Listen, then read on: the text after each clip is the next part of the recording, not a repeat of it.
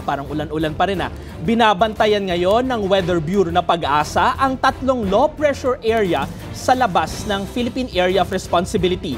May katamtamang tsansang mabuo bilang bagyo. Sa loob ng 24 na oras ang LPA na 07C sa bahaging hilagang silangan ng Luzon.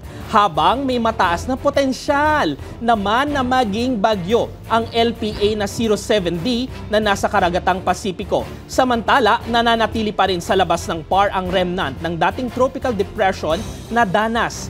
Pero mababa na ang tsansang mabuo ito muli bilang bagyo. Samantala, patuloy naman na nakakaapekto ang habagat sa buong bansa.